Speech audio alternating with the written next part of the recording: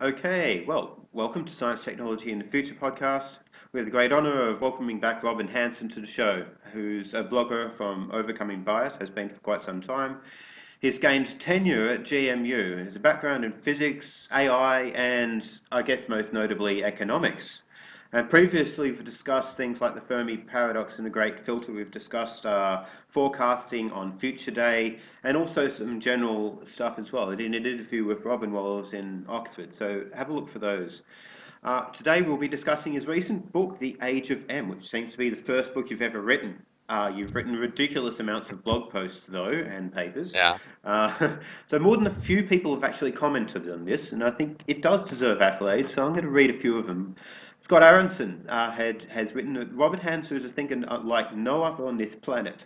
Someone so unconstrained by convention, so unflinching in spelling out the consequences of ideas that even the most cosmopolitan reader is likely to find him as bracing and head clearing as a mouthful of wasabi. I like that one. David Brin, a celebrated science fiction author, said that in his brilliant analysis, Robin Hanson shows us our hypersmart downloaded or emulated heirs will have ambitions, triumphs, and thwarted desires. They'll make alliances, compete, cooperate, and very likely love, all driven by immutable laws of nature and economics. Superintelligence may be more like us than you imagined. And Vernor Vinci, well known for popularizing the technological singularity, also a celebrated science fiction author whom I've also interviewed. There are different paths to the technological singularity, he says. In The Age of M, Robin Hanson explores one such possibility using methods and insight that all analysts of future technology can admire. With this book, Hansen owns the M scenario. He casts a very bright light upon the foothills of the unknowable. Yes, so welcome, Robin. So many interesting points to cover about this book, yet we haven't got all year, so we're going to have to cover just some of those. Um, Now, some of the things that I will cover is, I hope to cover is M's. What are M's? The nature of emulations and their social systems, how they compare to what we normally regard as AI, and whether they might be the only form of AGI in the near term, artificial general intelligence in the near term. Approaches to prediction in general, that's general and more specific regarding to what you're outlining in your book. Particular concrete predictions that you make in your book regarding emulations and the future of our civilization, and well, I haven't heard a lot of in a lot of other podcasts they talk about what the future will look like, but not what we should do about steering the future towards something more preferable than a default outcome. So, what is an M? I'll let you explain, Robin. So M is short for emulation. Uh, the idea is this is a route to artificial intelligence that's more like porting software than writing software. So today, if you have an old computer that has software you like, you want that software to run on a new computer, you could stare at the old software, try to figure out how it works, and then write new software that acts like the old as far as you understand, or you can just write an emulator. That's a program that makes the new computer look like the old one to the software. And if you can write a successful emulator, then you can port the software and use it on your new computer without understanding how it works. And the idea is to try to do that for the human brain. Inside every one of our brains is an enormous pile of software, in essence. It's running on the hardware of the human brain. But if we can create an emulator for the human brain, i.e., if in an ordinary computer, we can write programs that emulate how each of these cells in the brain works in terms of taking signals in and changing state and output signals. And if we can get a good enough scan of a particular brain to see what cells are where and what's connected to what of what type, then that scan will give us the software of the brain, and the models of each cell type would be the emulator, and then we can put that on a new computer and create an emulation of a particular human brain. Now, because it's an emulation of a very particular human brain, it's supposed to act just like that brain would in the same situations. We could hook it up with hands, eyes, ears, mouth. We talk to it, it would talk back. We could ask it to do jobs. It would learn, love, get mad, have all the sort of psychological styles of the original human brain, because it's a very detailed model of that brain. And a world of emulations could definitely replace pretty much all humans on pretty much all jobs because they are so like humans. Also, it's much easier to understand these kinds of robots. So this is an easier future to analyze than many others. For other things, you'd have to say, well, what are the robots like? What do they want? What are their inclinations? And for a lot of that, we just have no idea. Do you have more confidence that this is the type of future that we're moving into, or is it just that it's an easier future to envisage? Is that the reason why you wrote about it? Well, it was both. Uh, I think the future is important enough to be worth having 100 books exploring different scenarios. And that means if there's a scenario with a 1% probability, that would be worth having a book about. So I think the scenario meets that criteria of having at least a 1% chance.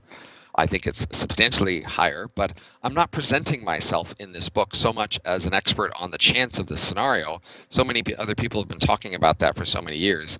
I decided to write a book about the thing I thought was most neglected, which is what happens if this scenario shows up. But it is a scenario that's easier to analyze than many others, and that is an attractive feature of it. And I want to show people that, at least for some scenarios, you can go into quite some detail analyzing their consequences. Many people often say the reason why we study the past far more than the future, even though we can actually do something about the future, is that we can't know anything about the future. It's just unknowable. And I'm trying to say, no, you can learn a lot about the future just by applying all the standard theories we have now systematically to at least scenario by scenario. Right. So in this book, actually, one of the quotes in this book which stood out to me is, "In this book, I intend, in this book, you intend to seek realistic social implications in what sort of new social world M's or emulations might live. However, a lot of other writers mainly focus on the architecture of what AI might look like, but you seem to be more focusing on the social implications here." Yeah, so a lot of futurists are inspired by and have their expertise in various technology areas. They might be experts in computer science or physics or physical engineering or even building architecture. Those people are often inspired to think about how their technologies will grow and change and where that could lead. But they usually don't have that much social science expertise, so they usually don't know how to think about the social consequences. And in fact, they are often been told, as I was when I was a physics student, that there is no such thing as social science. It doesn't exist. So the best that we could do is their sort of vague inclinations or intuitions, and so they're often feel free to mention those and to explain what sort of things they think will happen, because they think there's nothing better you can do than sort of do whatever you do when you guess what the social implications are. So I say there really are social implications, and there really is social science, and we really can use it to analyze things. And that's because I am a professional social scientist. Of course, there are many other professional social scientists, so you might ask, well, why don't they do this sort of thing? And honestly, they don't most social scientists don't really take these technology scenarios very seriously. Right.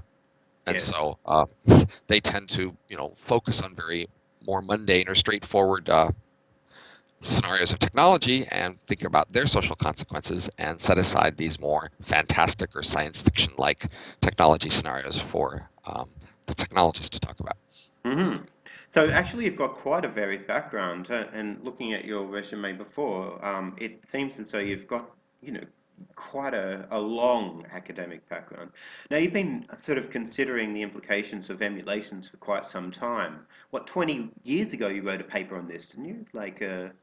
So my first Christmas vacation in graduate school, learning social science and economics, I decided to apply my first semester's tools to this question of what would happen with emulations, because that was a fun topic in science fiction and futurism. And before I went back to school, I'd been hanging out with futurists a lot. And so I wrote a paper then. It was published in a not very well-known place in 1994, and then after that I focused on the sort of things you need to focus on to get success and tenure in academia. And that certainly wasn't one of them. And while I did that, I was kind of hoping somebody else would pick this up and go with it, uh, because I'd sort of shown how you could do that, but pretty much no one did. And so I finally decided to do it myself. Right. Okay, so this was in 1994. Was it? What would it be like to be an emulation? right? It was if uploads come first. Oh, okay. If uploads come first, right? Yeah, I'm gonna have to, I'll link to that in the description anyway. If uploads come first, for sure. I think it'd be interesting, yeah, for to have a read of that at some stage. All right. Well, so what motivated you over? What caused you to pick this particular niche? I mean, you've covered so many topics in the past. Why emulations? I mean, out of So all these topics, why yeah, just I, I, emulations? I I got tenure almost 10 years ago now, and that's a great thing to have. And I use the freedom of tenure to just explore a lot of different topics and write about them on my blog. And every week I could think about a new topic and write it up and enjoy the freedom and flexibility there. But then eventually I decided I wanted to have more of a legacy than blog posts would produce, or even the journal articles I'd done would produce. And so I decided I needed to write some books. But the question is what? I hear about half the people who get a book contract never finish a book. And I was at risk of that because I was interested in all these different intellectual children of mine. And basically, I had to find a way to starve all of them but one for a while so I could feed one well enough to raise them up. Uh, so, how will I neglect all my other children? Well, this had to be one fascinating child. So I picked the topic that would most engross me, that would pull me in with all the interesting detail. I didn't have to depend on other people. I didn't need funding or machines or support. I could just get into it myself, and this met those criteria. It is full of fascinating detail that sucked me in, and I hope it'll suck you in when you read the book. Well, it's an interesting foreshadowing of the way we might treat M's in the future as our own mind children, possibly. I hope not. In a sense, if I was an M, I wouldn't like to be sort of I'd have to compete by being more interesting than my brothers and sisters in order to survive. A little bit. Well, it's an interesting reaction. That is, pretty much all humans through history until a few hundred years ago lived at a subsistence level in a competitive world. Pretty much all animals ever have lived in a subsistence competitive world. In the last few hundred years, some segments of the world have gotten so rich that we feel that we don't have to compete that much. That is, our survival at least isn't at stake. We can look inside ourselves and ask, what do we really want? Who am I really? And try to achieve our deepest desires. And that's the central story of our life, rather than for most people, in a sense, the central story of their life is survival. Hmm. And my prediction is, I think, relatively safe and straightforward. Is our time is an exception now. This is not, harbinger of how the next trillion years will be. This is an unusual exception, and we will soon go back to the usual way, that where pretty much everyone is competing and that their survival is at risk. Right, and that's something that we're going to cover later in the interview. So stay tuned for that little bit. But first, before we go down that path, I'd like to talk about M's versus machine intelligence. And well, first of all, let's just set the record straight. You believe that M's will be coming first, or at least you may not believe that, but that's what the book is Right. outlining the scenario of M's Yeah. coming well before other forms of artificial general intelligence. Absolutely. So this scenario is based on M's being the first really big disruptive thing. That is, I assume there isn't very much else that happens between now and M's that's really big and changes everything. It's easier to forecast the first big change than the second or third, because then you have to figure out how two or three big changes interact. So that's naturally. Now, again, that's not I'm not claiming so much expertise on that in the book. My claim is that I'm being expert on the consequences, but I do have an opinion that it's plausible that at least that emulations could come first. And that's based both on the track record so far and the trends, and sort of my sense of what's hard about these various approaches. So um, uh, I was an AI researcher for 9 years, from 84 to 93.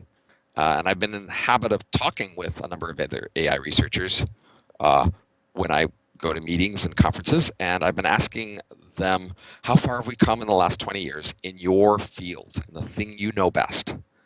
And they typically say 5 to 10% of the distance to human level abilities in that time with no noticeable acceleration. So at that rate, it would be 2 to 4 centuries until human level AI is achieved through that route of slowly writing better software. Hmm. There are some trends in brain emulation technology that suggest that it will happen in roughly a century or less. So that a century less is less than 2 to 4 centuries, and that's the basis of my saying, well, emulation is likely to happen first. Now, I do get a criticisms, and I'm happy to address some of the criticisms of this argument. That is, in particular, in the last few years, there's been a big burst of progress in machine learning, and so some people have said, well, that means that basically we don't need the rest of AI. All we need is machine learning. And machine learning is so elegant and mathematical. There's only going to be a small number of key equations. We're going to discover them in the next 20 years, and then we'll basically be able to do everything, because at its root, intelligence is a simple, small number of equations, and we're almost there. And that's all we need is a small, simple set of equations, and then we can do all of artificial intelligence. And boy, isn't it exciting? And the people who are saying this tend to be young, excited people working on machine learning and thinking that they're the future. They're going to change everything, which of course is like an exciting. like the ones at Google DeepMind, who have actually stated in their website they're out to solve intelligence in order to Right. actually solve the world's biggest problems. Yes. Google DeepMind, right? It's the biggest Right. company in the world, and they've got a cluster in there with, yes, young, brilliant, academics and engineers working on the problem of machine intelligence, and have recently solved the problem of paying artificial intelligence beating humans at Go, or the grand champions at Go, and Right. other Atari games and all that. Right. So Now, that was I in recent started out history. as a young, idealistic, arrogant AI researcher when I started out in 1984. Yep, yep. And that was another AI boom at the time, and I also was sucked into that, believing that we were almost there, and just a little bit more work, and we would have the whole thing, and I could be part of that. And I was wrong, and that's just sort of the nature of these things. I would say the financial markets don't believe this very much, because the tech sector hasn't been bid up relative to other sectors much in the last 5 years. Basically, certainly not remotely like it was during the dot-com boom. So, in the late 90s, you could look at the stock market and say, look, stock investors think something big is about to happen. Look at this, we just doubled the value of the tech sector relative to all the other sectors, and it's really big. And look at this huge valuation here. People really think something's about to happen. There's going to be huge profits to be generated from this. Of course, they were disappointed, but at least they had an expectation of that, and maybe they weren't wrong. Maybe it was reasonable to think that there was about to be a big change. But at the moment, investors aren't saying that.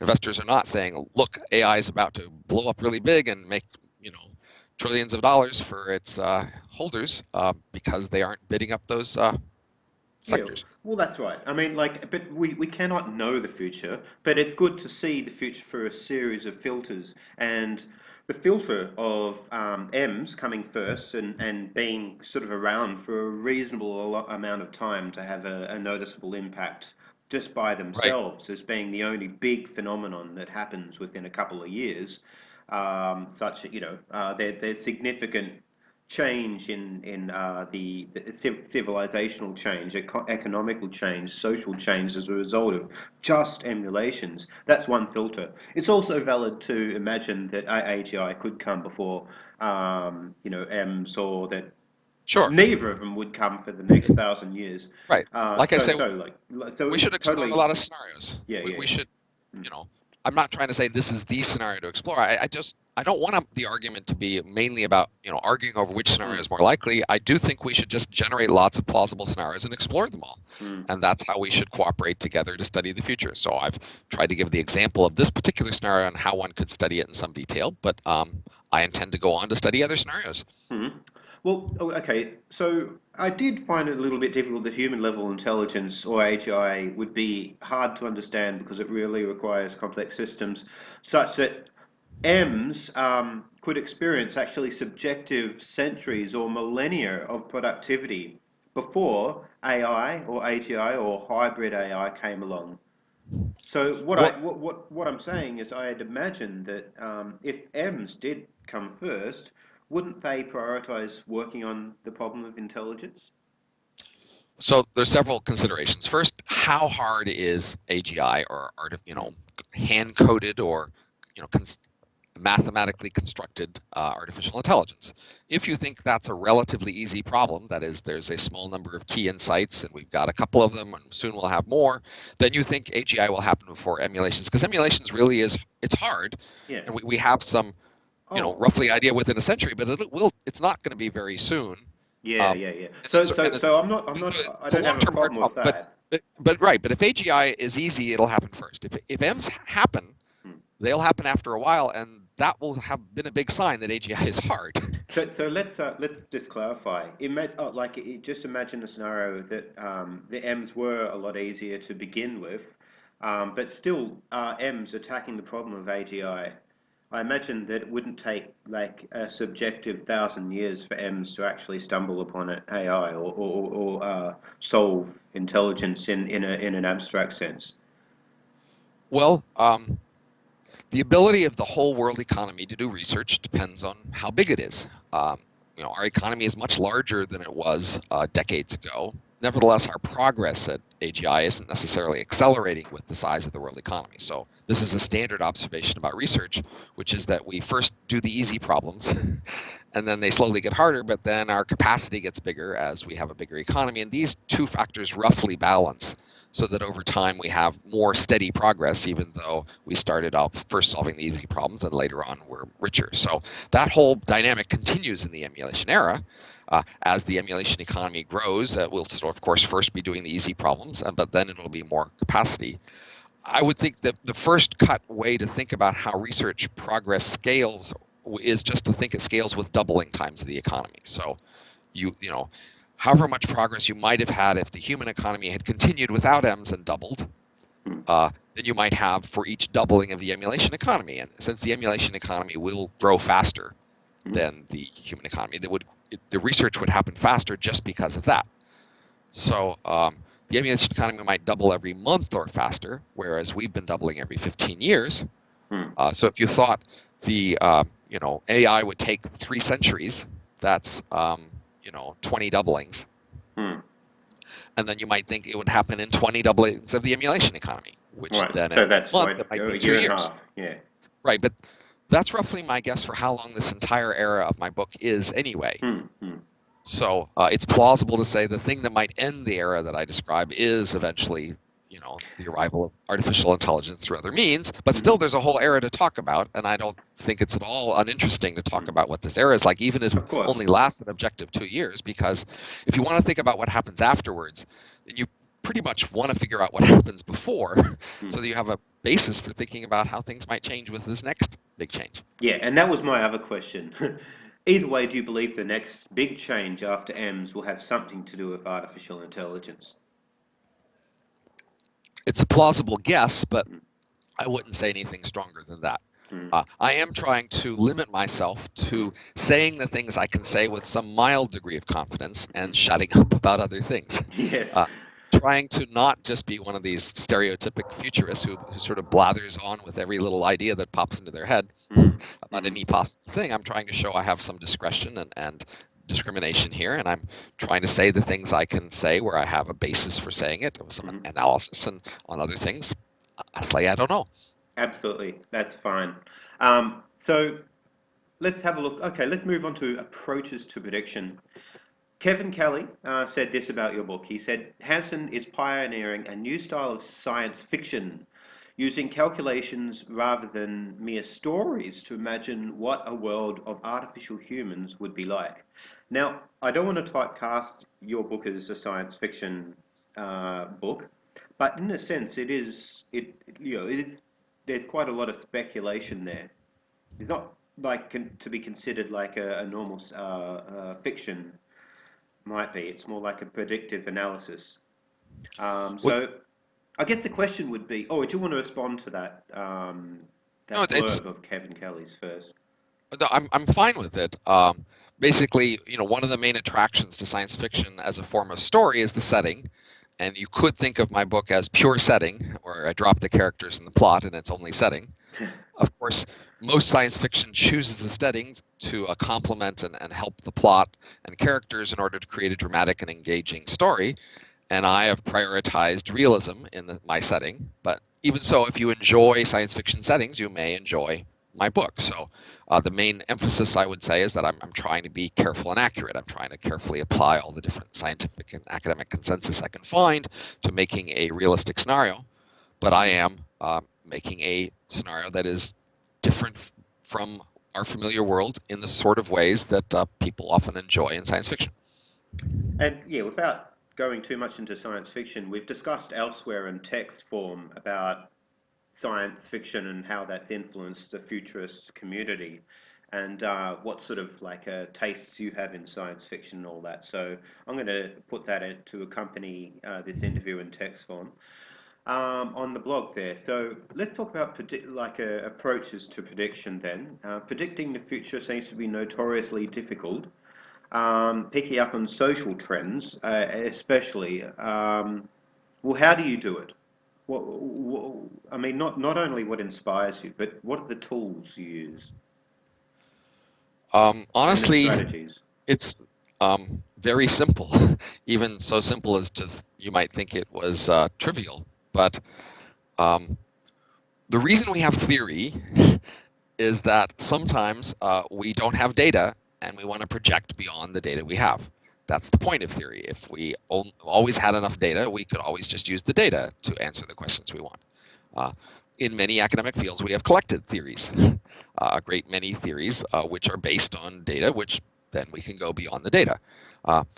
When people study history, they both look at concrete particular data, and then they fill in the missing details with theory. They use our theories of human behavior and many other kinds of behavior to predict the past. This is how history is done. When we go to the future, we have fewer concrete details that we can anchor on, so we're more relying on theory. We have to apply the theories we have to the future.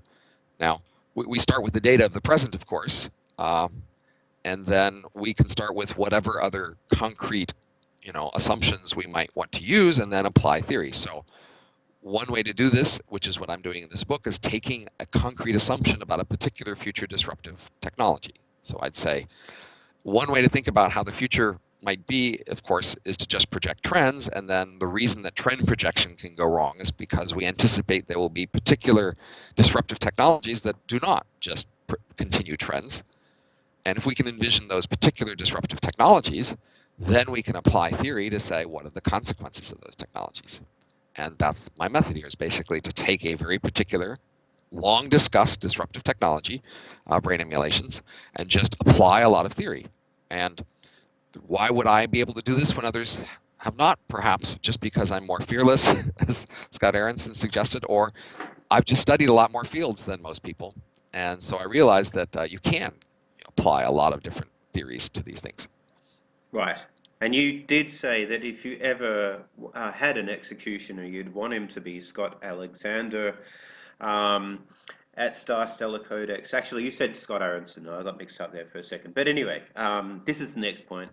And that he calls you out on a couple of things. One is that he disagrees with you on how right certain futurists in the past were, but also he seems to disagree with the idea that M's would remain mostly human in need of similar behaviours and reinforcements that they do now biologically, but instead of being stripped of any want or pleasure, like he mentioned an ascendant economy style, or be wire-headed to want to work 24/7 and actually enjoy it.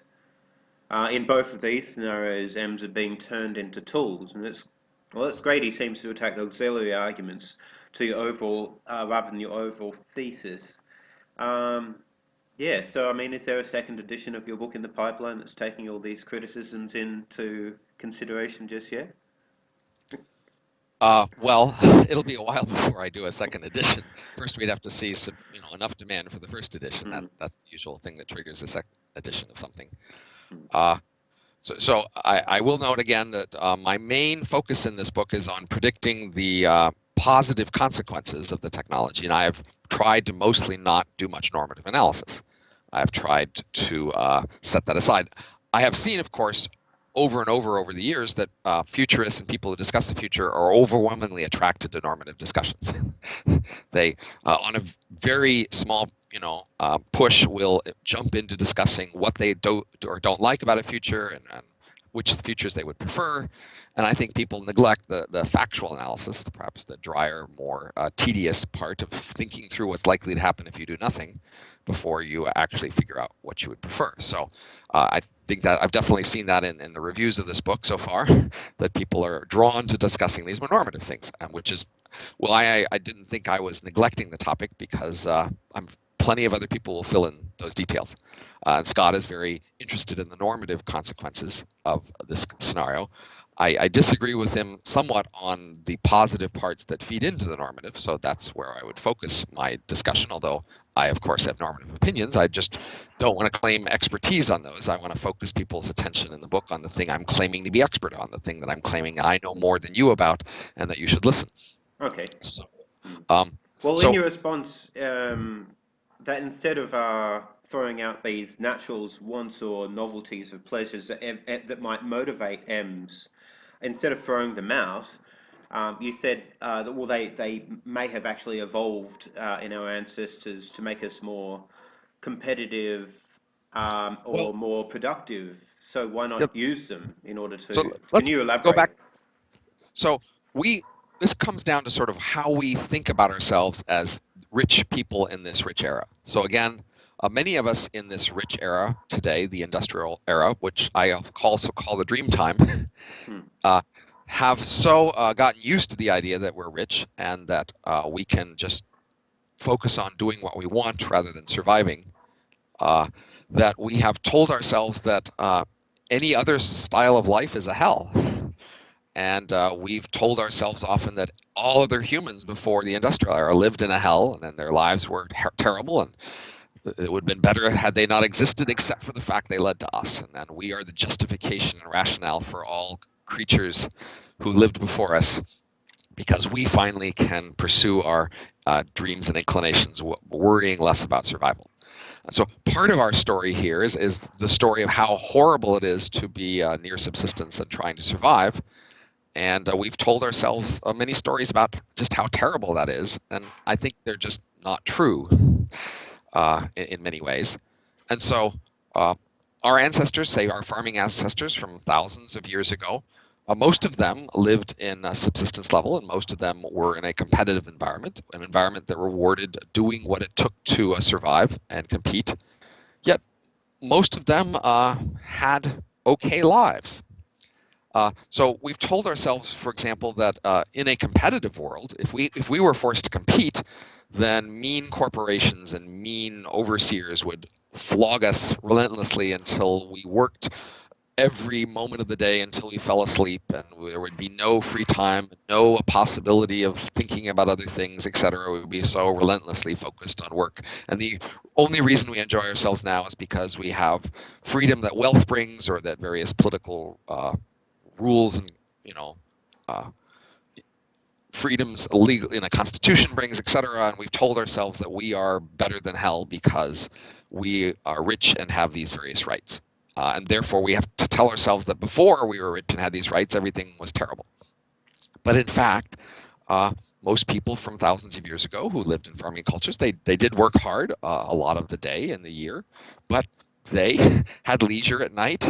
They sat around and told stories, and they socialized, and they allowed themselves to think about other things besides work sometimes, and they had music, and they had a rich life, and that was in a very competitive world. So Scott Alexander is worried about these same stories played out in the future. So if I say this is a future world where things are very competitive and people have to focus on surviving, then he draws the conclusion that they quickly become so overwhelmingly work focused that they have no free time ever, and even at work they must think only about work all the time, and they don't get to socialize, and they don't have sex, and it's all work all the time, and it's all boring work all the time, and therefore there's very little value achieved in this new world. And I think that's based on this sort of simple story we tell ourselves about how terrible the past was. And it's just not true about the past. And I also don't think it's true about this future. So we have a lot of literature about breaks and leisure that seem to show at least, that humans are maximally productive when they have substantial breaks and leisure. When you try to push them too large a fraction of the time to be working, they are not as productive, especially when they need their minds to do things.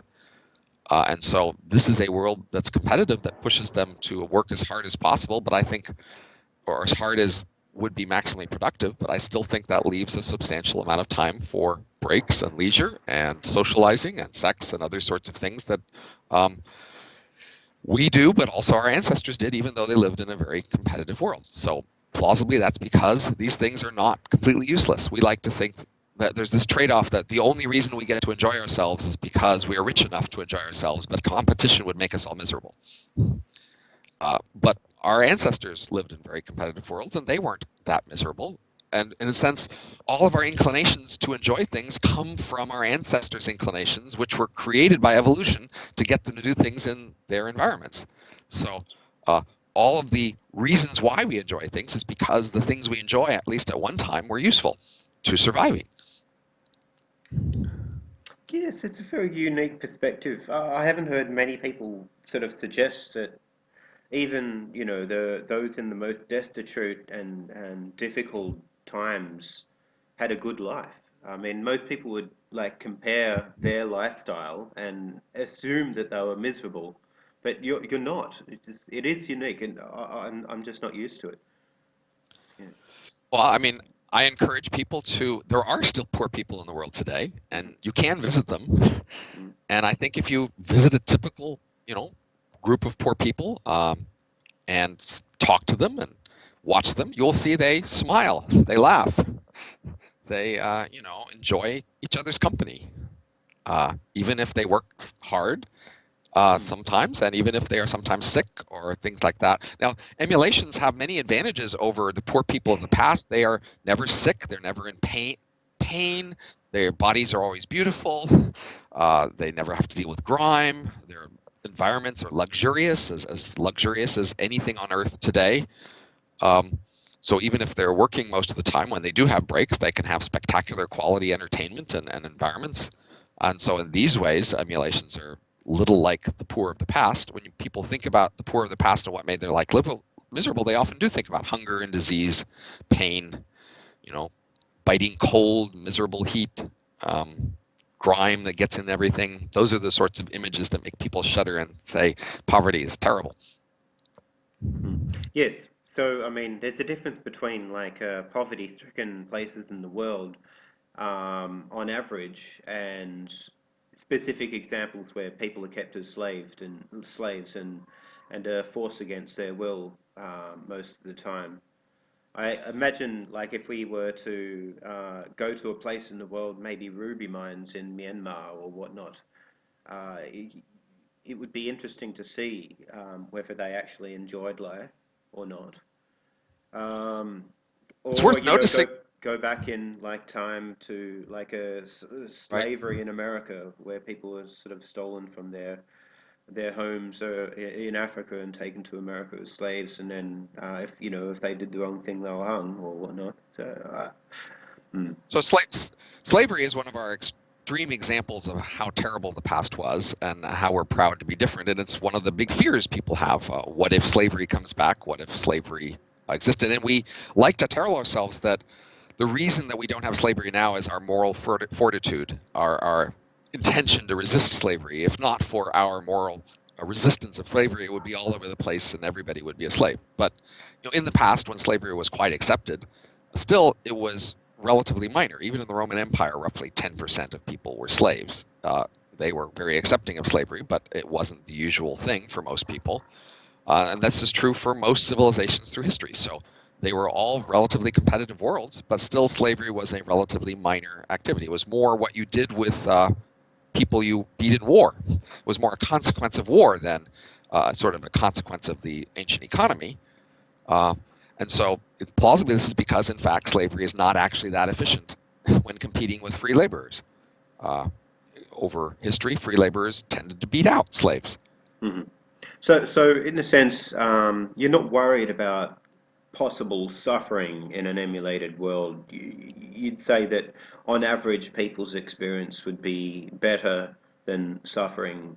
There might be some suffering in an emulated world, but the good experiences would outweigh the suffering. Is that?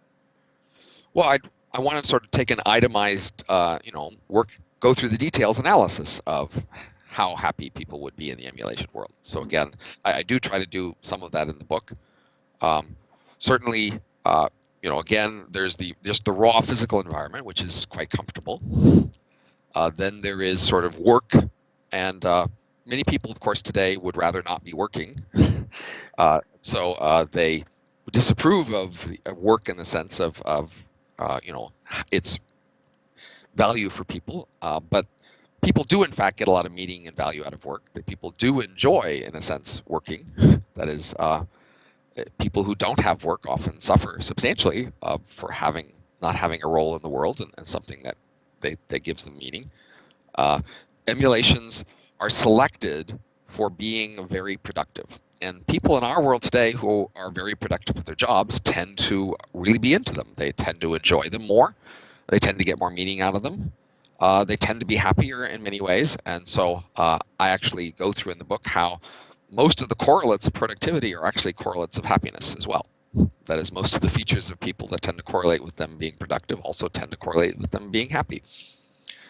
And so even, Scott Alexander admits that in his review. Yes, plausibly because this world selects for the people who are comfortable with and good at their jobs and enjoy this world. Most of them will, in fact, like their world and be relatively happy.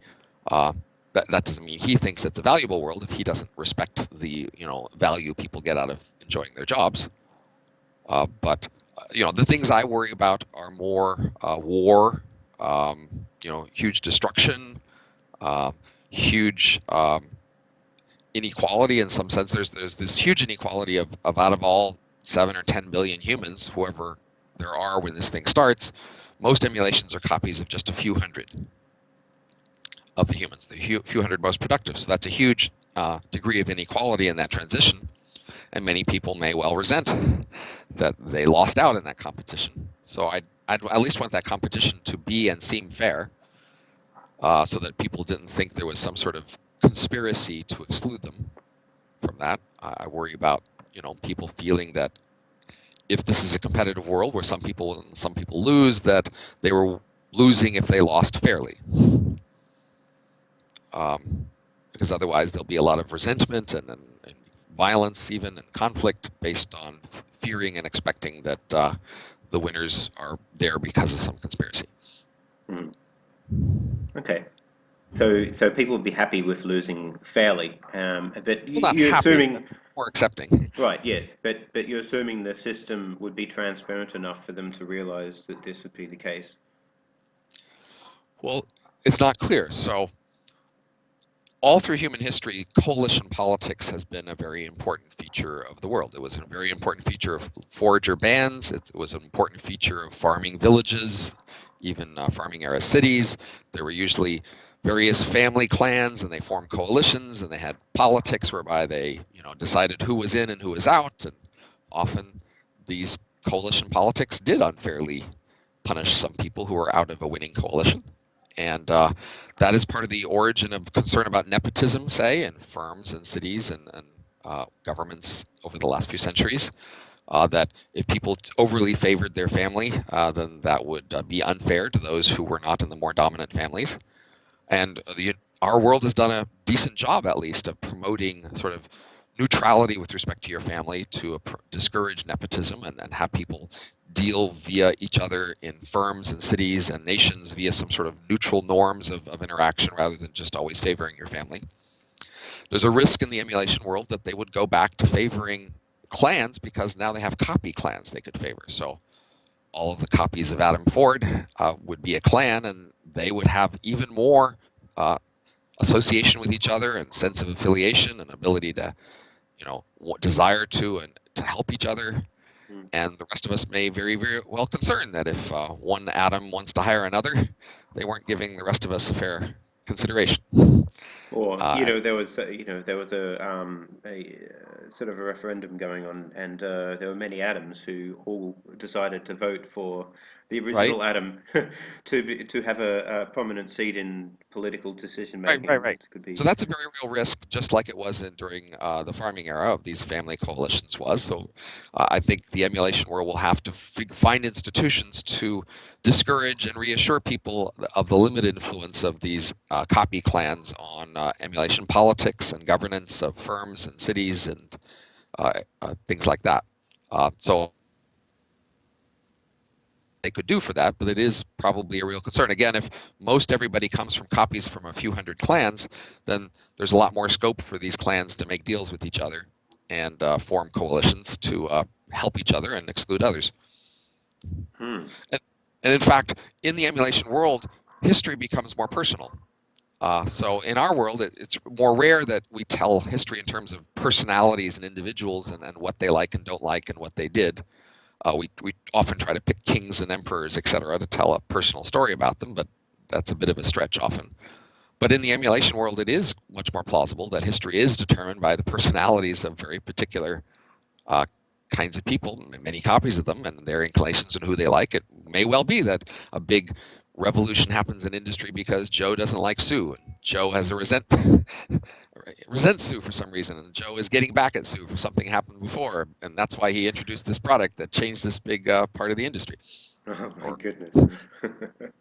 You could have a whole reality TV show about what goes on inside the emulation worlds and the legion of Sues against a legion of Joes.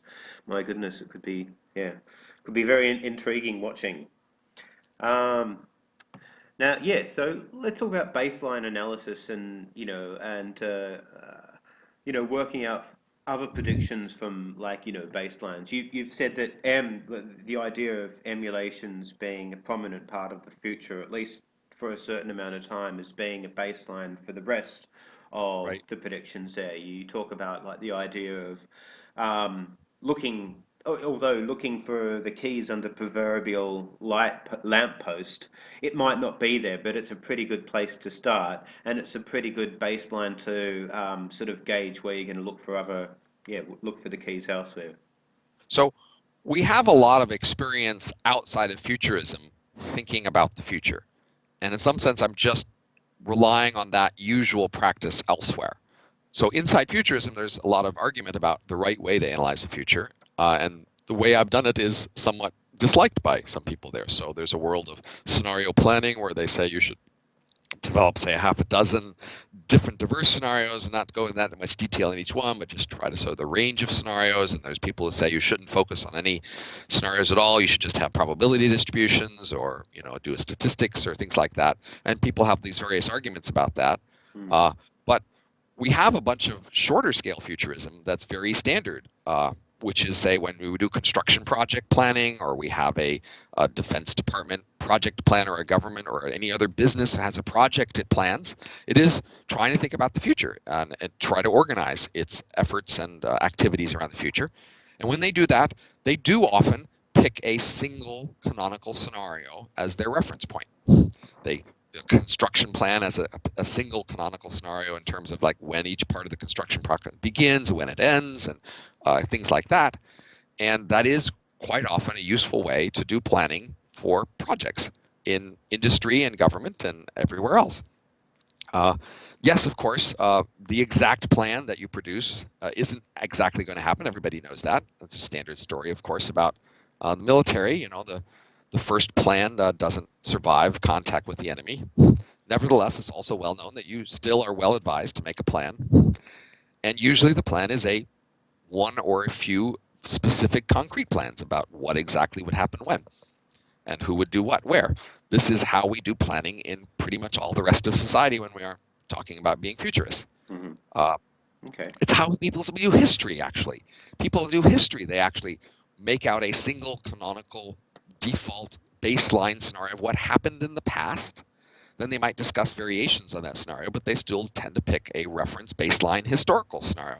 And this is a reasonable way to do history. It's a reasonable way to do planning in the future. So I'm just doing that exact same thing farther out in the future. That is, I'm outlining a specific scenario, filling it in with as many details as I can, and trying to make it coherent. But the idea isn't this claim that this exact thing would happen. It's the idea is that we would do the same with it as we do in history or as we do in project planning. It's a reference baseline scenario that we'll use to reason about variations with that help us think about what did happen or will happen. Look, I think the value in this to me is not about you being exactly correct. It's more that it is like you say, a baseline analysis or a line in the sand and saying, well, let's just focus on this and see what we can garner from it, and what kind of sense we can make out of this particular scenario of the future, and for what it's worth, it's generated a lot of interesting conversation so far, Right. and it's only been out for a little while. Right. Your Hopefully your there'll be book, more. right? Yeah. Well, I I mean, mean, so like you've one thing got. you could do is robustness analysis. So once you have a concrete scenario like this, when you Mm, can change one thing and say, how many other things does that change in this scenario? So for example, many people have said, well, you assume the emulations stay at near human level intelligence. What would happen if they could become much more intelligent? mm. What would happen if they figured out a way to increase the intelligence of their minds a lot via, say, some sort of hardware augmentation or things like that? Or And I could, or merge or somehow augment the right? intelligence of people in meat space or whatever. So for each of these things, I think you can like take a scenario like this and ask, well, what else changes as a result of that? Mm. And for many of these things, very little changes. That is, you can say, well, that seems like a dramatic change to you, but it turns out it doesn't make that much difference. Most of the rest of the scenario would go on pretty much the same, whether or not that change happens. And so a scenario like this helps you identify what are the more pivotal changes, the things that make a bigger difference to how a scenario like this might play out, and the ones that, even though they seem dramatic and engaging, they are not actually very important. Right. Now, you've been quite explicit about the predictions in this book, and you even state that you want the book to appear more like a history book rather than a comic book. Um, Now, I mean, you don't seem to have any fear about being proven wrong by future people. It seems like you're more concerned that people will, at least now, disagree with some of the future speculations and then turn away from some of the associated valuable insight, but in a sense, throwing the babies out with the bathwater. Even if you're like somewhat wrong about your predictions about emulations in the future, there are some valuable insights in the book that could be compatible with many various future scenarios. Well, like I said, yes, many elements of the scenario would be robust to some big changes. That is, most of the descriptions of how humans live in this world would be pretty much the same for any other kind of artificial intelligence that might show up instead of emulations. And so you can learn a lot about those other scenarios by looking at this scenario. Uh, I'm happy to respect and engage most anybody who's going to sort of lay out a scenario, lay out their assumptions, show sort of how they do their analysis. Then I can engage that if I think their assumptions are implausible or that they have made a mistake in their analysis. I can engage that, but they're still part of the enterprise of trying to do analysis for the future. Uh, what I most regret is that there's so little of it. That there are so much sort of engagement in fiction, say, enjoying fictional scenarios, but not actually being serious by going through and doing more careful analysis. Um, so I'm less claiming that this is the best possible analysis. I'm trying to say, hey guys, this is the sort of thing we could do. Why don't we do more of this, whether I'm right or wrong? Mm.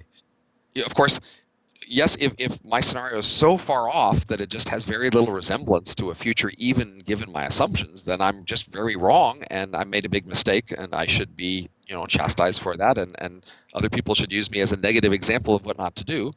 But if conditional on my assumptions, I'm, closer on average to the truth. That is, on average, a majority of my guesses are in the right direction, then I would say I've succeeded at creating a useful scenario that you can is helpful in thinking about this future. Okay, well, yes. You've had a previous co-blogger, yeah, sort of write a blurb on your book, Eliezer Yudkowsky. wrote that a straightforward extrapolation from standard economic premises that I think are too conservative to results that most readers will think are wildly futuristic. Personally, I'd be shocked to see a future turn out this normal, but anyone who believes in standard economic theory and computability of human intelligence would need to do a lot of fast talking to explain why the future wouldn't be at least this strange. I'm kind of curious. Have most of the criticisms or responses to your work here been about it being too wild or too tame? Well, there is a lot of that sort of preference for the extremes. Right. This is also true in many other policy discussions, even. So, if you look at people talking about immigration or drugs or whatever else it is, most of the conversation tends to gravitate to the extremes. Either people say want to completely legalize all drugs, or throw more of them in jail, or etc. And there's relatively less demand for an intermediate position. And that's similarly true in the future here. Many people I know sort of basically shake their heads and say this is all too crazy to even consider.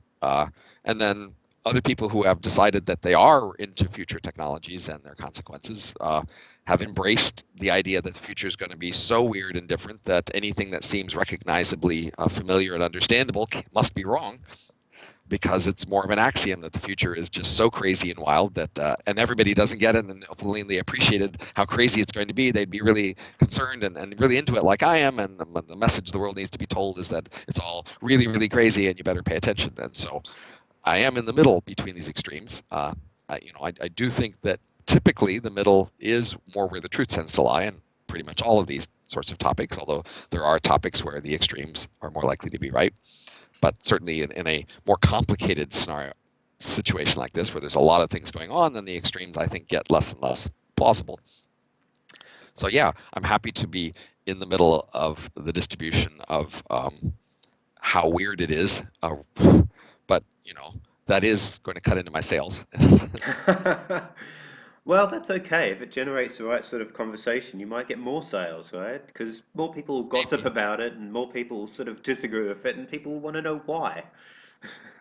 I hope so, but there's a lot of randomness and that sort of thing. Yeah, yeah, yeah. Well, okay, another point is that people often want to think about a future where we're colonizing space. People often think of the future as full of spaceships and, you know, fleshy beings exploring the galaxy or beyond. Star Trek is, has Yeah, sort of done wonders in order to get people's attention in thinking about future utopias or future civilizations. And I think it's great that that was there, but you don't see that, at least in our initial sort of. You right. don't see that as being a next step. You've written a future era dominated by M's. This future happens mainly in a few dense areas. This a few dense cities on Earth, somewhere in the next 100 years or so. The era may only last for a year or two, after which something even stranger may follow.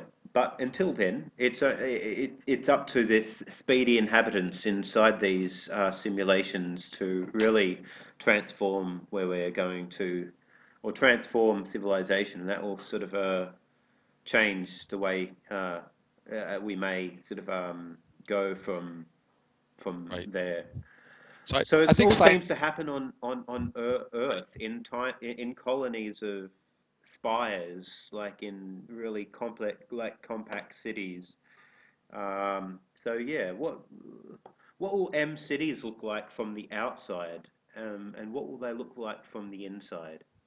Well, let me just first mention that you know most of people's interest in the future probably actually stems from science fiction, and a lot of the interest in science fiction comes because it's a place to set plausible fantasy stories. So in the past, we used to be able to tell fantasy stories about faraway places that nobody around here had ever seen, and that's a place where strange things could happen. And once we saw all of the places around here, then the place to tell strange stories is in the future, because we haven't seen that, and who knows what strange things could happen, and people like that idea.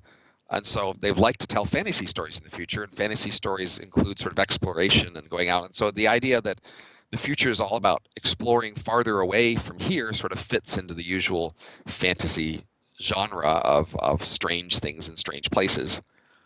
Um, and so people have somewhat neglected the idea that it'll all happen around here. That the future isn't all about strange, faraway places. The future is near, spatially, even if it's farther away in time. But that is very plausibly what happens. That is, as growth rates increase, which seems plausible to happen here and has been the historical trend, that makes farther distances more penalizing in terms of the cost to get there. And so if the economy doubles every month and it takes a year to get to Mars, then the opportunity cost of that is absolutely enormous, and people would just be very discouraged from going farther away. On the other side is that today we don't all cram into one big city, mainly because of traffic congestion. That is, it would be very hard to get around to that city, and we would get in each other's way all the time. And so as cities get bigger, they have more traffic congestion, and that discourages people. For the emulations, traffic congestion is much less of an issue.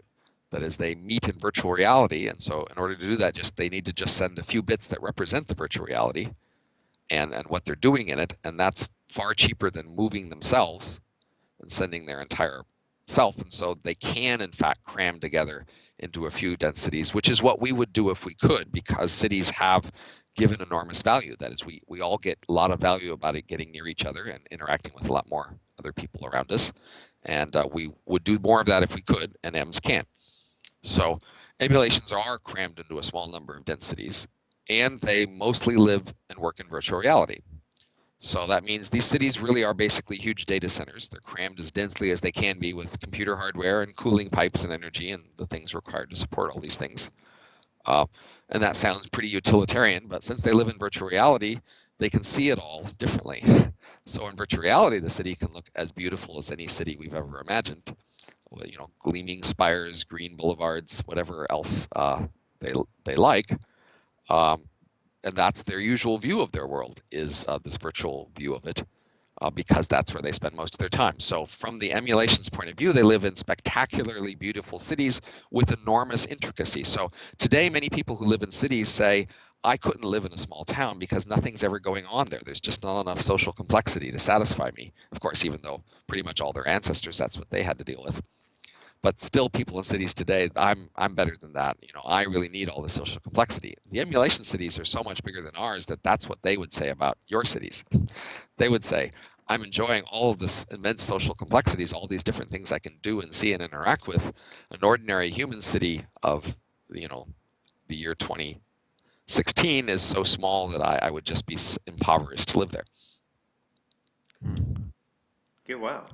It does, like, it kind of makes me think life could be even better for an emulation than it would be for us meatbags directing them. If, in fact, meatbags direct the M's, which you also bring up that these M's might be even better governors. Right. There's a difference between sort of being the ultimate person in charge and then being the person on the ground making the key decisions. So even today in a democracy, supposedly the voters are in principle in charge, but in fact they have to delegate to politicians and then to agency heads and then to many other people to make the many concrete decisions that actually need to be made quickly that the voters don't understand. So even if humans start out owning most of this world and even having most of the political control, they will quickly be at a distance from the actual activity. The emulation cities will be dense. The typical emulation will run 1,000 times faster than the typical human. Humans will just not understand the M corporations and cities and on all their activities, and humans won't have the intellectual ability to follow it, and basically whatever directions they give, it'll have to be crude and high level. And then the details will be worked out by the emulations doing things. And that also means that emulations will slowly grow in their relative ownership of this world. So today, well, mildly. Slowly by their standard, maybe. Right.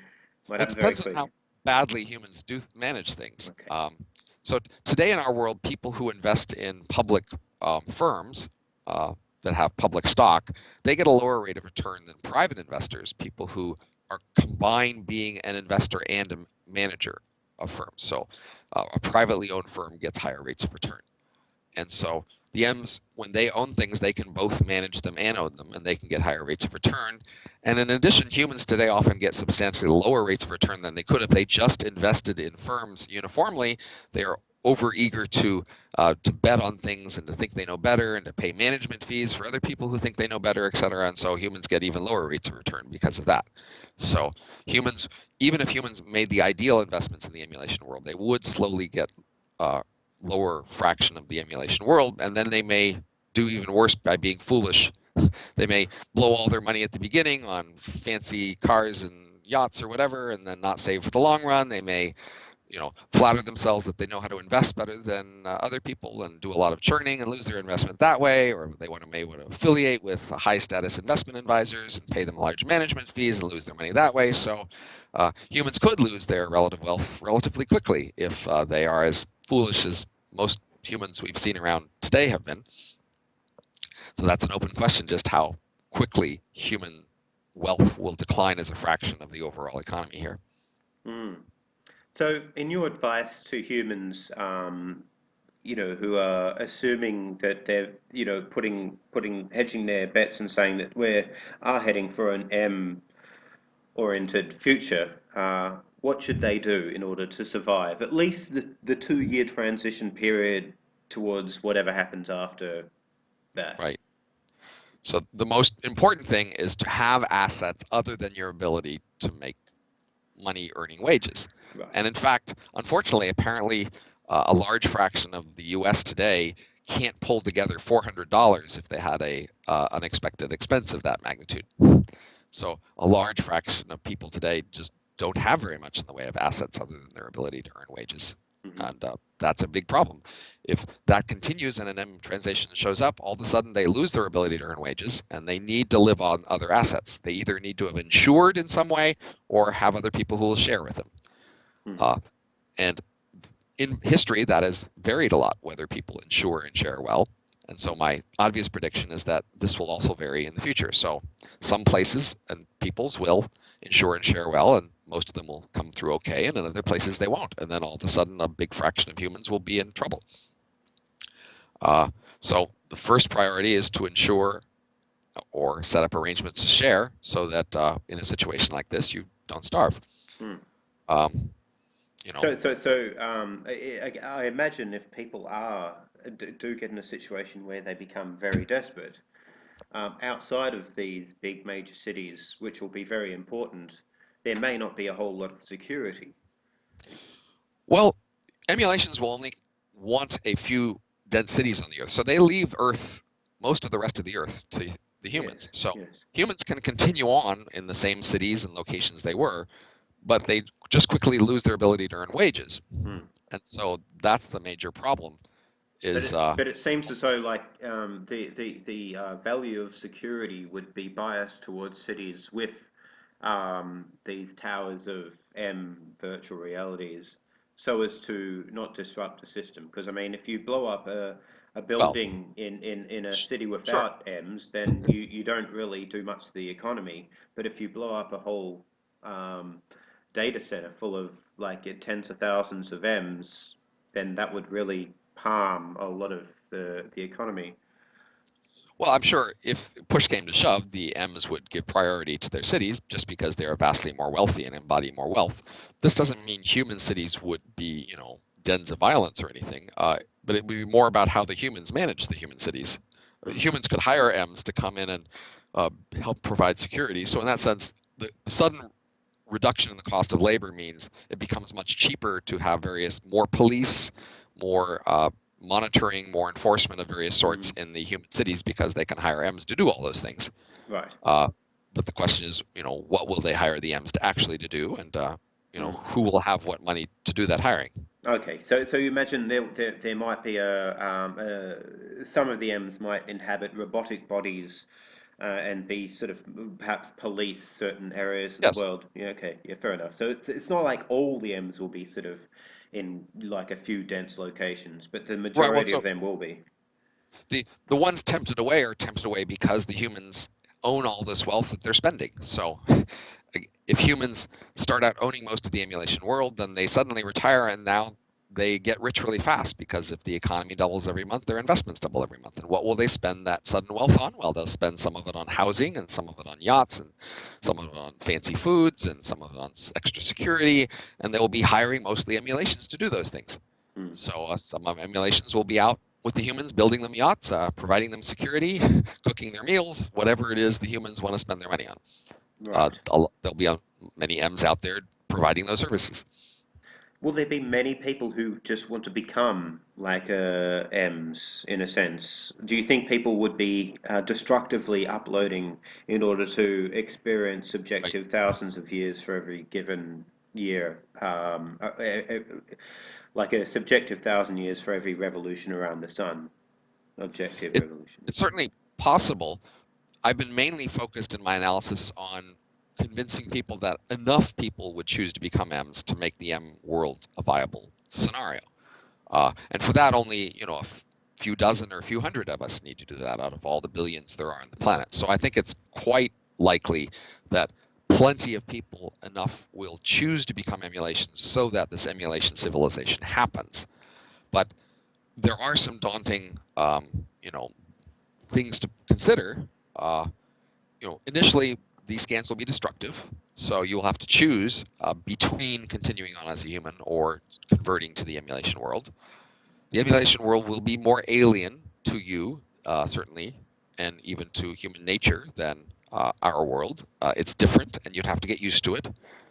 The emulation world is very competitive, and so even if you're a top dog in our world, you still may be a loser in the emulation world. So you'll have to, if you want to go to the emulation world, you'll want to be willing to make changes, be willing to compete, be willing to work hard. Or just be very rich. Well, yes, you could just go there and become a rich emulation, and that's plausibly a temptation in the sense that if it's okay to be an emulation, if you're a poor human, that's probably what most of the emulations will say. If you go to the emulation and say, I'm a poor human, I'm starving, help me, they'll say, look, just convert and you can be a rich emulation. Why should we pay 1,000 or more times as much to help you survive as a human as it would cost to have you live a life of luxury as an emulation? So that will be their main. If you're poor, come on over and live here well. Would be their claim. If you got a problem with that, then you got a problem with us, and we're not that interested in helping you anyway. Oh God. Because many humans probably will say, well, you're just robots and you're just not real and you're not really conscious and you're just a simulation, and so I don't want to become one of you because you're not real. And the robots will say, screw you. We think we're real, and this is the price for our helping you is you're coming and joining us. And they'll appear just as convincing, or perhaps even more so than you or me. They'll be so much more articulate. Yeah. They will just be much better with words and much better with making videos and everything else that we might be persuaded by. They will be better at it. Just wondering if you're willing to speculate on which particular cities you see most likely being, if we do move into a future of M's, which ones will be the hubs of these huge M data centers? It's a hard thing to guess. It's important in the sense that one of the safest ways to get rich in the emulation scenario would be to just buy the right sort of real estate. Yeah. Betting on the right sort of companies, those companies go bust pretty fast, and other things go bust fast. But real estate, well, that's going to last. So the few people who invest in the right sort of real estate, where the M cities end up turning up, they will get very, very rich. Several considerations. One is it's hard to move cities, so they'll probably stay where they started. And so you're thinking about where the first ones would be. And for the first ones, there's a trade-off. You'll want to be near the rich human customers initially. That's where you'll make all your money as the first set of emulations, is selling your services to rich humans. So you want to be near rich human societies. On the other hand, you won't want to be so close, because if you're right in the middle of a human city, the humans will probably not let you take it over really fast, because you're going to change the city really fast and make it a place where humans can't inhabit it, and most human cities probably won't take very kindly to that. So you probably need to be near human cities, but not right in them. And you'll need to be in a place where they're going to give you a lot of freedom and discretions to change things. Now, they're not going to regulate and have commissions and maybe a lot of studies and et cetera. There's, it'll be places that pretty much through neglect or encouragement just say, fine, do whatever you want, change whatever you want, and do it really fast. So it requires places with enough sort of, regulatory freedom to make really huge changes really fast. Also near rich humans, and also plausibly near a lot of cold ice water. Uh, Alaska.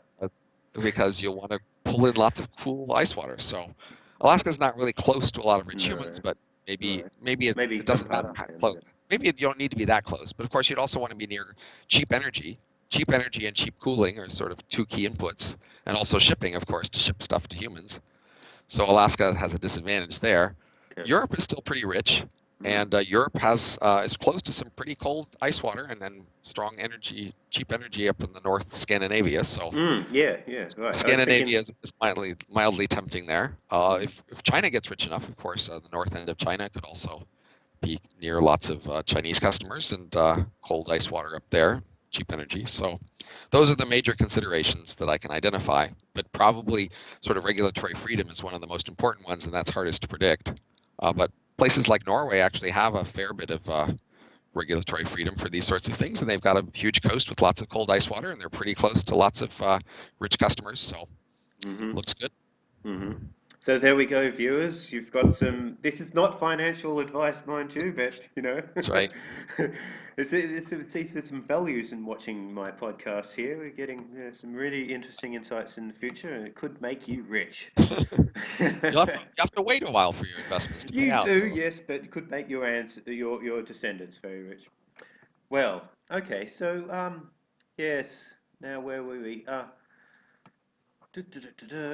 Okay, so well, you mentioned also that most M's might be spurs. That is, yeah. Would you want to define what you mean by a spur and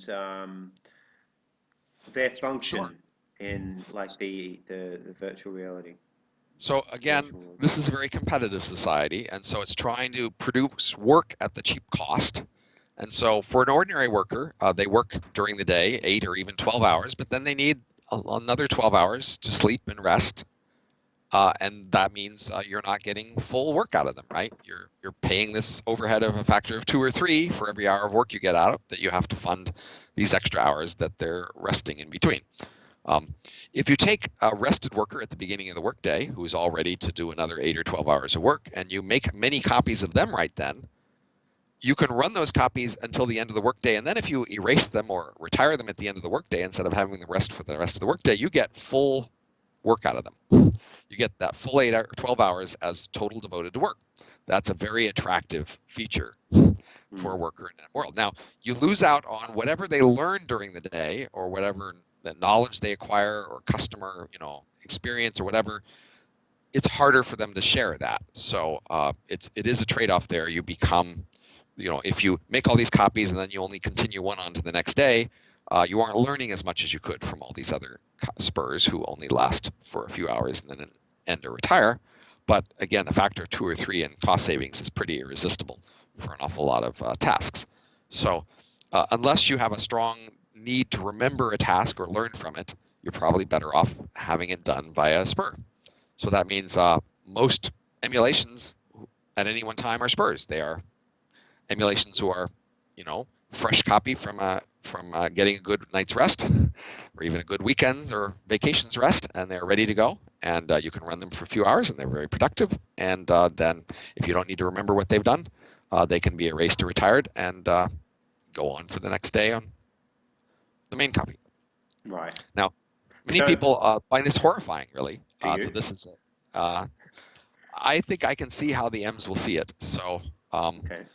the main thing to say is that humans are culturally plastic, and we are able to see things like this in multiple ways.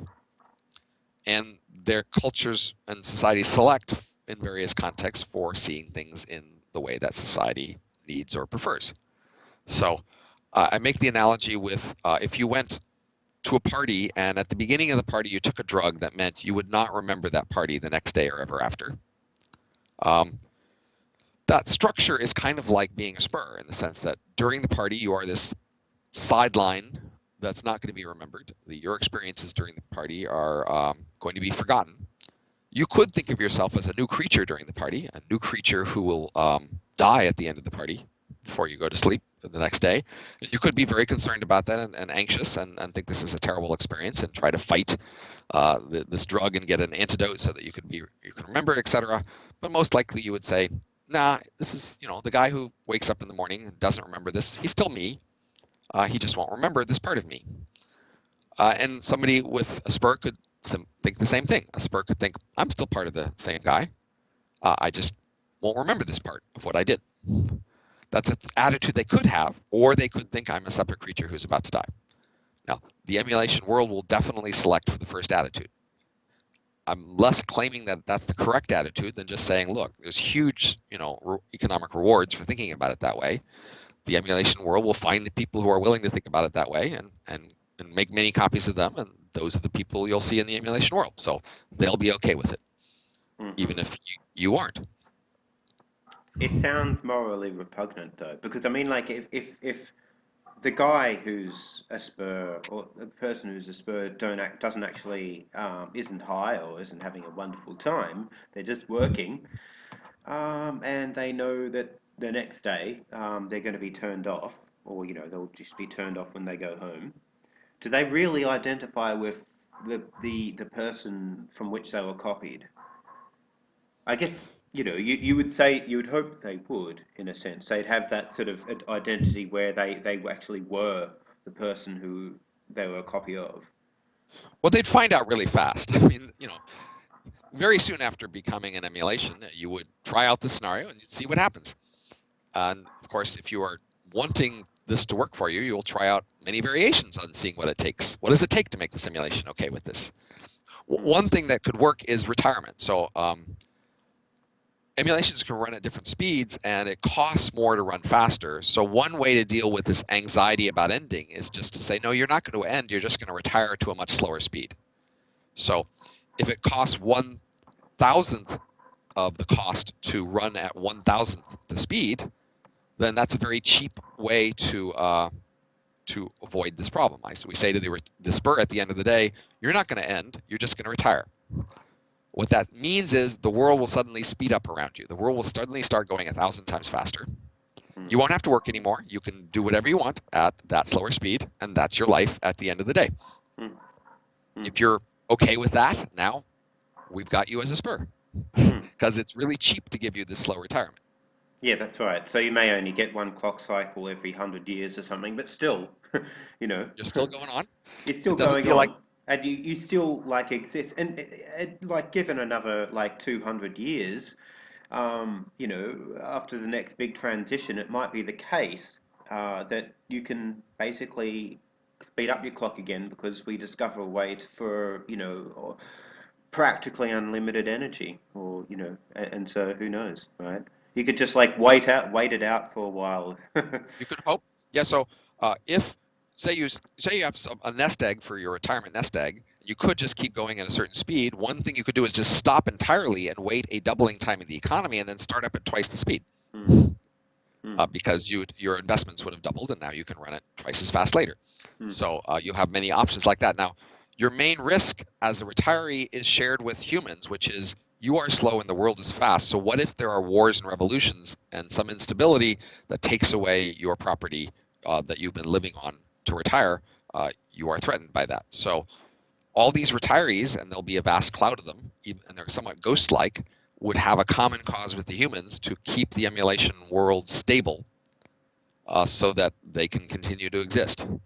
That doesn't mean they'll win in this threat, but humans aren't all alone in this struggle. In fact, the scenario we just spoke about, Spurs, it seemed to be brought up by Greg Egan in one of his short stories. And I'm pretty sure it was Glory. If anybody wants to read that, it's actually a fantastic short story, but I won't go into that. But I know you've read a lot of Greg Egan. You might be able to verify in any case. But if not, let's move on. What about classes? And we've already spoke about classes and clans and speed ups and all that. You also mentioned in your book there won't be very much fear of death amongst M's, but there might be Well, more of a fear of mind theft and fraud. right, Do you want to elaborate right. there? Well, for us, a fear of death is a fear of something that's very expensive. That is, we spend decades investing in our skills and our connections, and if we die, an awful lot is lost. But for emulations, when they make these short-term copies, having those end is not much of a cost. It's even a net benefit. So they can adapt to that and not be very concerned about that kind of death. Now, if the city they live in is nuked and all of their copies go away, that would be a terrible thing because that would be a huge cost. Now they've lost an enormous amount there. So there are some forms of death they would be very averse to and feel bad about, but other kinds of things that we might think of as death, they would see as no big deal because very little is actually lost. Um, but that's again our trying to get used to their world. Mm. So I mean, like, how do you like? I guess hacking and issues with people co-opting Right. emulations could be an issue worth talking about here. So emulations would probably be more paranoid about security in terms of letting other people steal copies. So you know your mind as an emulation is your main asset. It's the main thing you own, and you may have many copies of it. But still, if somebody else could steal a copy, they could torture it to learn whatever secrets you have. They could, they could make it compete with you, whatever economic value you have in the world, because of your special abilities and things you can do, and then they could take all that wealth away by creating lots of copies of this stolen version of you that competes with you. And so this is a serious threat. Mm. And so it's a serious threat not to just your emotional sanity, but to the entire economic order here. The ability to steal people's minds and have them compete with the original would be something that there would be strong resistance to.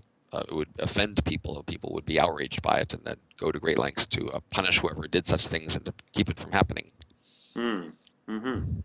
And I imagine if we are not living in a sort of a single world order and there are still competing nations, there might be a want to actually steal trade secrets by actually stealing M's from different sort of political people on different sides of politics or different countries. So one basic question is, how much will different cities have different M's? Mm, So plausibly, if Fred is a great lawyer, and he beats out everybody, all the other lawyers in a particular city, he may well beat out all the other lawyers in all the cities. In which case, typically the best Fred lawyer will be the best lawyer everywhere. The best software engineer will be the best software engineer everywhere. And so even if the cities have antagonisms toward each other, the clans inside them will not, or have it less so.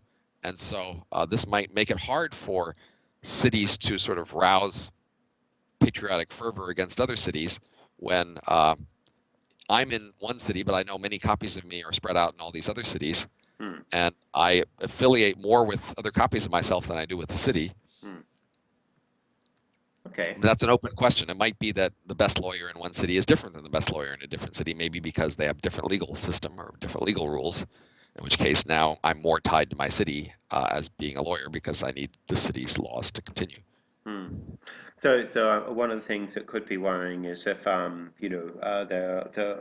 M's are employed a lot within the actual the law, upkeeping the law and actually making law, and involved in a lot of the politics. It affects not only people inside the virtual reality but outside the virtual reality as well. And so, Absolutely. yes, then if there are competing nations or competing enterprises within nations, then there might be an incentive there to steal trade secrets by infiltrating and copying M's or whatnot, and then sort of Right. squeezing trade secrets out of them, or strategies or plans. Yeah. So cities, if they're substantially far away, they just couldn't feasibly trade physical goods very much. Again, if the economy doubles every month, then just the time it takes to ship things will become a prohibitive cost. But the things that cities could trade is information, patents, ideas, or even copies of emulations. And so, if that's the main thing they trade, then of course that's the main thing they might steal. Hmm. Hmm. It can be more attractive to steal something than trade it. So even though they would be trading these things, they would also try to protect them very carefully to keep them from being stolen. Hmm. Hmm. Okay, well, another thing is, okay, so here's another quote from the book. He says, "We might expect that those who fully engage in new methods and styles of the next era will quickly marginalize those who resist such engagement. As each past era has felt its way to be superior to ways of prior eras, we might expect that the next era to see their ways as superior to ours. So, marginalization of older modes, what do you think will be marginalized, and which sort of modes do you think are more likely to persist? Is this something that you're willing to speculate on, or? Well, I didn't mean anything terribly deep by that, but even in our world, you know, people often make fun of somebody who's a subsistence farmer or the very rural area. They make fun not just of their work, but they make fun of their dress and their language and their weight, their marrying habits and everything else. People in big cities today often feel quite superior to rural people, and they say so in many explicit ways. Uh, People often feel very superior to sort of rural subsistence farmers and their lifestyle, and in the farming era, people felt superior to those foragers, those uncivilized savages, and pretty much any sort of feature of them was associated with that was seen as low status. The way they dressed, the way they talked, the kind of food they ate, the places they lived. And so plausibly, the emulations will just have that same sort of thing about pretty much all human things.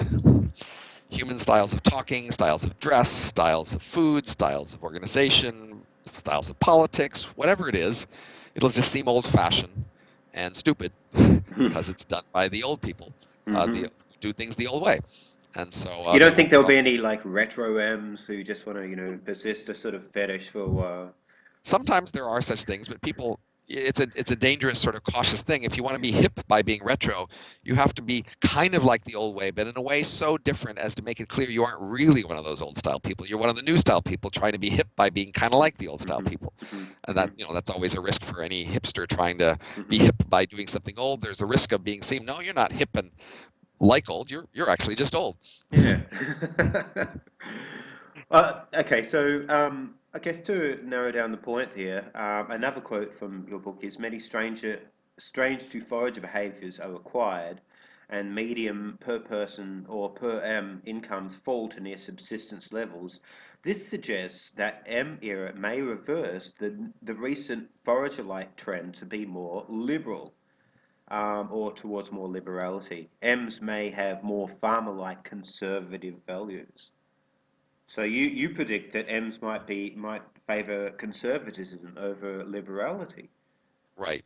Now, I'll have to admit this is less solid of an analysis because Sure. it's based on some of my own observations that I think are plausible, but still don't have the same broad consensus that some of the other things I'm using in the book are based on. But still, I do think it's striking that the usual liberal versus conservative um, value distinction, which we see not only within nations like ours, but across the world. The World Value Survey, for example, finds two main factors, one of which is basically that factor, um, does seem to correlate substantially with the farmer versus forager sorts of values. That is, plausibly the most wrenching transitions humans ever had was from foraging to farming.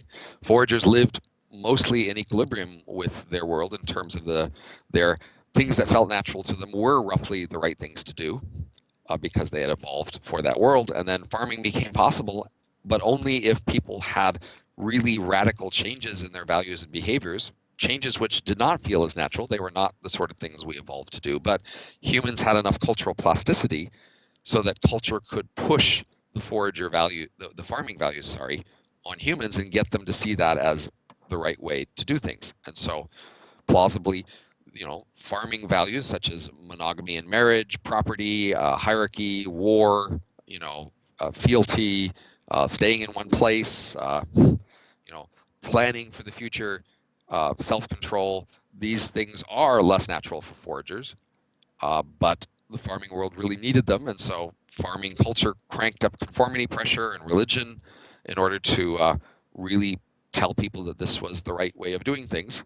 And these are the relatively more conservative values. And in the last few centuries, we've seen a dramatic shift away from these very stable, long, stable conservative values toward the more liberal values, which are again more forager-like. And my plausible explanation, which again hasn't been verified by others necessarily, is that as we get rich, the pressures that made us into farmers feel less compelling. So, for example, farmers were told to be monogamous, and if they weren't monogamous, terrible things would happen to them, and that was roughly right. Many terrible things did happen to farmers who weren't monogamous. As we've gotten rich in the last few centuries, we've realized that those terrible things won't happen so much. We can be a single mother, and things seem to go okay, and we really like the guy, so why not? And people have been more willing to go with what feels good, setting aside the various threats that the farming era had set out about if you don't do this, God will punish you, you'll starve, etc. And so many of the forager trends are plausibly, us discovering what feels natural when we have fewer, resource constraints and cultural constraints to push us to do things the farming way. So that's all my history of my explanation of why our values have changed as they have over the last few centuries. If that explanation is roughly right, then the prediction is easy that because emulations are no longer rich and they do have a lot of behaviors they need to do that do not feel natural to foragers, then all of the same social pressures and cultural tools that were available for farming worlds to get them to do things the way they needed to do will be available to get M's to do things the way they need to do. So they will in fact have more conformity pressure, more religion, more conservative values in general. And it's a reverse of the recent trend.